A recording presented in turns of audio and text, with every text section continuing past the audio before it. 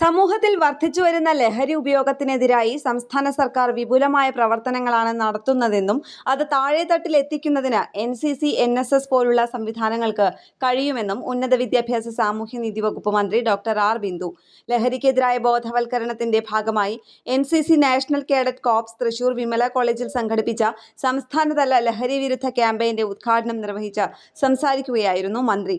മനസ്സും മസ്തിഷ്കവും ഒരുപോലെ ആരോഗ്യമുള്ള ജനതയുണ്ടാകണമെന്നും അക്ഷരമാണ് ലഹരി, കായികമാണ് ലഹരി എന്ന സന്ദേശം വിദ്യാർത്ഥികൾക്ക് നൽകാൻ NCC വഴി സാധിക്കട്ടെയെന്നും മന്ത്രി പറഞ്ഞു.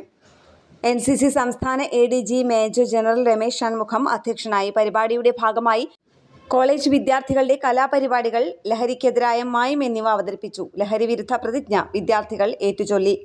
കേരള പ്രണാമം, തൃശൂർ.